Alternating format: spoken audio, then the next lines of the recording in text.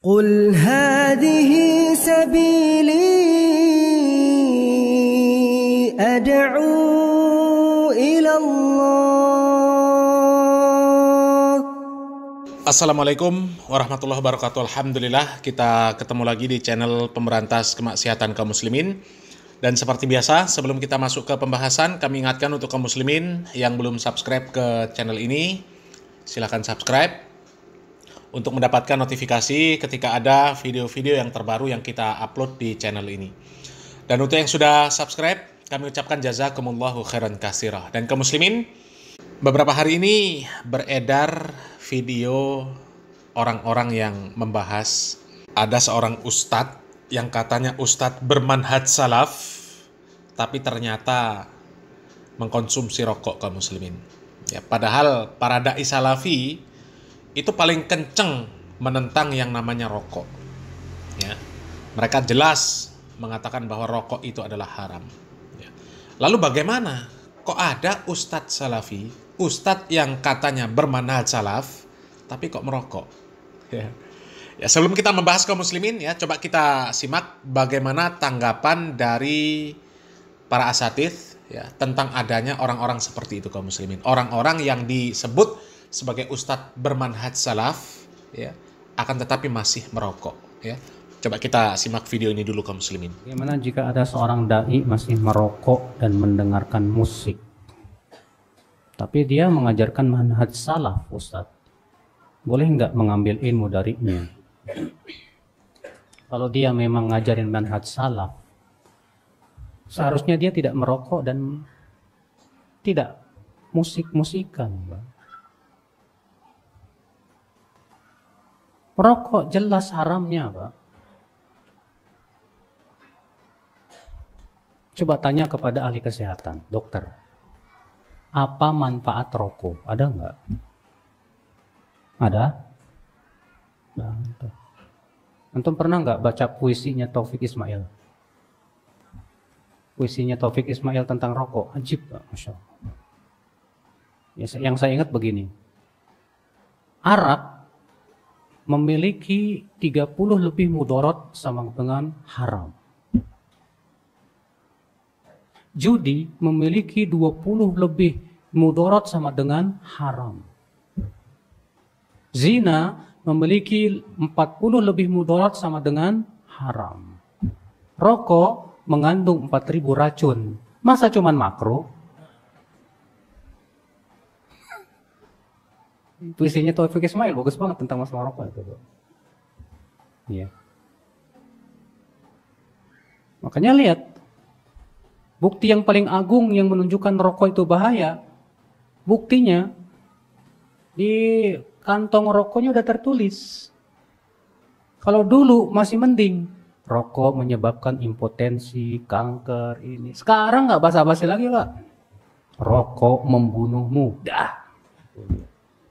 Ajibnya enggak pernah dijadikan apa? Kalau misalnya ini statusnya ustadz, la haula wala quwata illa billah. Dalam ilmu hadis, syarat seorang perawi itu harus adil. Apa itu definisi adil? Adil adalah pertama muslim, yang kedua baligh, yang ketiga berakal, yang keempat salimun min asbabil fusuk, selamat dari kefasikan. Yang kelima, salimun min khawarimil muru'ah, selamat dari adab-adab yang tidak Islam.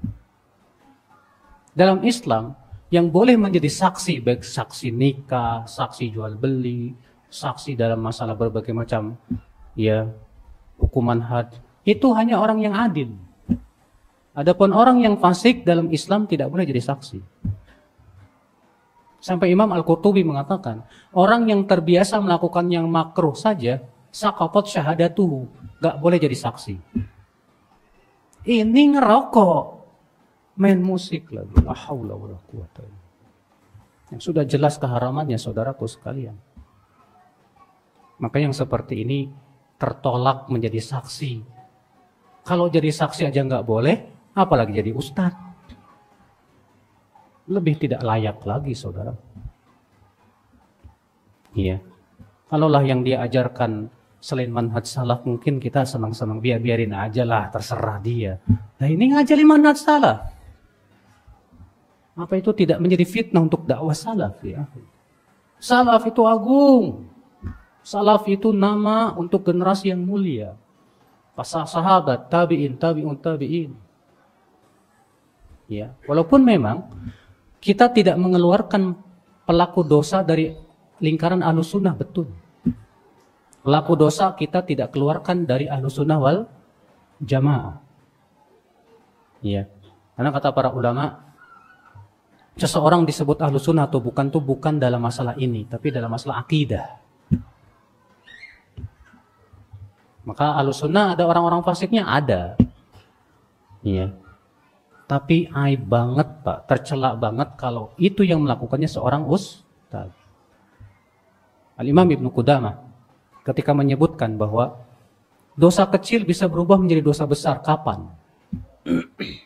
Yang pertama, ketika dia anggap remeh dosa kecil, berubah menjadi dosa besar. Yang ketiga, ketika yang melakukannya seorang yang dipandang. Seorang ustadz misalnya, seorang ajengan, seorang kiai. Ketika dia yang melakukannya, maka itu menjadi besar di sisi Allah. Bukan kecil Pak. Sebab dia akan menjadi panutan. Dia akan menjadi apa? Panutan. Nah ini saudaraku. Maka kalau antum melihat ada ustadz seperti itu, nasihatin dia. Kasih tahu ustadz, tidak layak antum berbuat seperti itu. Antum kan sudah tahu hukumnya ustadz. Kenapa masih dilakukan? Apa tidak takut antum kepada Allah? Tidak takut kepada api neraka? Antum jadi panutan manusia. Nah kaum muslimin ya, memang beredarnya video dari Ustadz Riyad Bajri yang merokok, ya itu memang menjadi fitnah yang luar biasa bagi dakwah sunnah kaum muslimin ya. Dan harus difahami ya, Ustadz Riyad Bajri itu tidak mewakili dakwah sunnah, tidak mewakili manhaj salaf ya. Itu adalah perbuatan kesalahan dari Ustadz Riyad Bajri sendiri kaum muslimin. Kalau masalah dakwah ya, para asatidz yang bermanhaj salaf, mereka jelas menyampaikan bahwa hukum rokok haram. Hukum rokok haram. Ya, akan tetapi harus kita fahami ya bahwa memang ya orang-orang yang mengikuti dakwah sunnah, hatta para asatidz, ya mereka tidak luput dari kesalahan, tidak luput dari kekurangan, ya karena mereka manusia. Ya. Tapi kesalahan yang mereka lakukan tidak mewakili dakwah sunnah, tidak mewakili manhaj salaf. Ya. Manhaj salaf ini tidak dilihat dari orang tersebut kaum muslimin, ya, akan tetapi dari dakwah yang disampaikan. Dan dengan kejadian yang seperti ini, ya antum bisa lihat, ya, para asatidz salafi, ya, mereka menentang yang seperti itu. Tidak ada yang membenarkan, terlepas dari ya, khilafiyah masalah hukum rokok. Tapi mereka jelas berpendapat, ya, yang lebih kuat pendapatnya adalah hukumnya haram. Ya, karena berdasarkan penelitian, pengkajian yang secara ilmiah, ya, termasuk yang disampaikan oleh Ustadz Abu Yahya Badrus Salam tadi kaum muslimin, ya, bahwa di dalam rokok itu ya, isinya zat-zat yang berbahaya, tidak ada manfaatnya sama sekali, dan jelas itu hukumnya haram kaum muslimin, ya. Dan jelas ini aib bagi dakwah sunnah, bagi manhaj salaf. Akan tetapi kembali lagi kaum muslimin, ya, seperti yang disampaikan oleh Ustadz Abu Yahya Badrus Salam, ya, bahwa orang-orang yang mengikuti dakwah sunnah, orang-orang yang bermanhaj salaf, ya, mereka punya kekurangan, mereka punya aib, ya. Dan Ahlus Sunnah wal Jamaah, ya, orang-orang yang bermanhaj salaf tidak mengeluarkan seseorang dari Ahlus Sunnah karena perbuatan dosa mereka. Termasuk seperti yang dilakukan oleh Ustadz Riyad Bajri, ya. Beliau tidak keluar dari Ahlus Sunnah wal Jamaah hanya karena merokok. Akan tetapi kalau untuk dirujuk sebagai ahli ilmu, ya, untuk kita ambil ilmunya, maka lebih baik jangan. Lebih baik jangan. Ya, apalagi kalau kita melihat video tersebut, ya, khawatir ini masuk ke dalam orang-orang yang dikatakan oleh Nabi Muhammad SAW sebagai mujahir. Ya.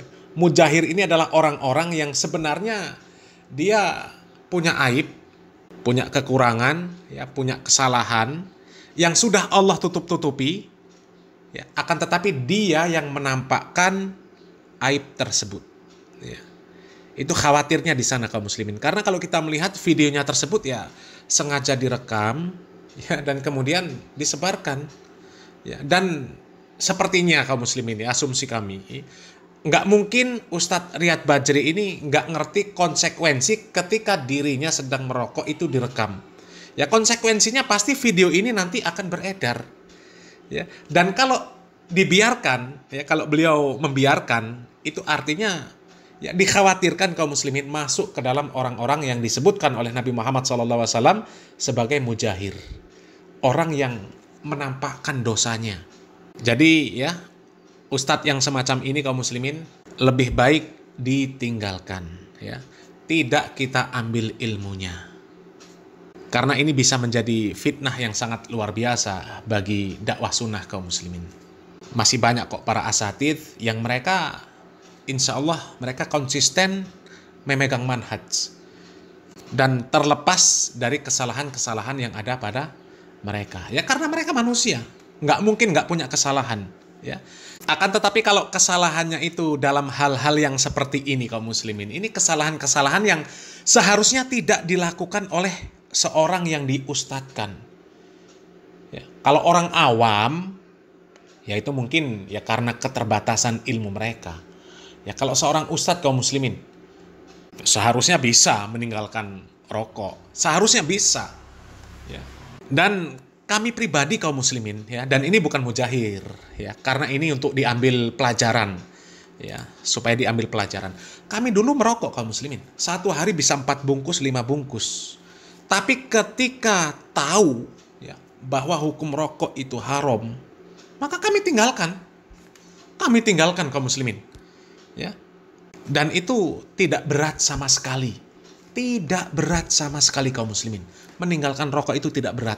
Itu berat bagi orang-orang yang dia lebih menuruti hawa nafsunya. Ya, tidak berat kaum muslimin. Ya, kami dulu sehari 5 bungkus. Tapi bisa kami tinggalkan. Ya, tanpa ada terapi-terapi khusus. Hanya bismillah saja modalnya, bismillah, bisa berhenti. Karena memang tidak ada manfaatnya sama sekali. Ya, tidak ada manfaatnya sama sekali.